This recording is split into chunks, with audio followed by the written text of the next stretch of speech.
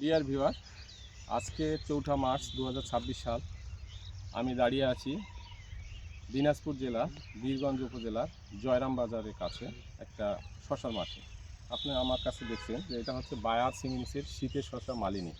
আমি যে মাঠটায় দাঁড়িয়ে আছি এই মাঠটার আজকে বয়স হচ্ছে 82 দিন, তার মানে ডিসেম্বর মাসের 7 তারিখে উনি বীজ মাটিতে পুঁতেছে এবং আধুনিকভাবে এইটা জমিটা কিন্তু সে শশা চাষ করছে।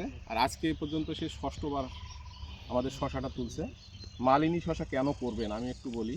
মালিনী শশা হচ্ছে শীতের শশা, শীষে লাগালে, শীতের সময় লাগালে এটাতে ফ্রুট সেটিংয়ে কোনো সমস্যা হয় না এবং এটা বিশেষ করে গোড়া থেকে উপর পর্যন্ত ধারাবাহিকভাবে ফ্রুট সেটিং হয়, কোনো ধরনের হরমোনের স্প্রে লাগে না। এখানে কোনো ধরনের মালচিং নাই, ট্র্যাডিশনাল পদ্ধতিতে মাচা করে করছে। আপনারা দেখেন যে মালিনী শশা হচ্ছে দেশি শশার মতো। এখানে একটু দেখেন যে এটা গোড়া থেকে আসছে, উপরের ফল আস্তে আস্তে আসতেছে। এটা আগামীকালকে তুলবে, আজকে টোটাল জমি তুলতে পারে নাই।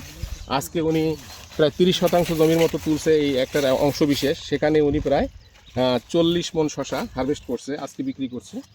এটা হচ্ছে মালিনী, এখন কিন্তু পিক সবচেয়ে হাইয়েস্ট ফলন আসা শুরু হয়েছে। আর এটা মালিনী শশা বাজারে অন্য জাতের শশার চেয়ে ব্যতিক্রম হচ্ছে যে এটার কালারটা হচ্ছে লাইট গ্রিন দেশি টাইপের এবং গায়ে একটা কাটা কাটা ভাব আছে এবং ফুলটা দেখে মেচিউর হয়ে গেছে কিন্তু এখনও ফুল পড়েনি। এই জিনিসটা একটা মালিনী। আর মালিনী হচ্ছে দীর্ঘস্থায়ী গাছ। আজকে হচ্ছে 82 দিন, এটা 100 অনায়াসে 120 দিন পর্যন্ত গাছ টিকবে এবং আজকে ষষ্ঠ তোলা, প্রায় এখনও 40 দিনে যদি 2 দিন পর পরেও তোলে তাহলেও কিন্তু 2 দিন বা 3 দিন পরেও তোলে এখনও 15 থেকে 16 বার তুলতে পারবে, তার মানে 20 দিনের অধিক পিকিং হবে। তো এই হচ্ছে মালিনী। মালিনীতে ওজনও বেশি, 180 থেকে 220 বা 300 গ্রাম পর্যন্ত আসে, বেশি বড় করা যায় না, তাড়াতাড়ি তুলতে হয়, একদিন অন্তর অন্তরে কিন্তু তুলতে হয়। এটা হচ্ছে মালিনী।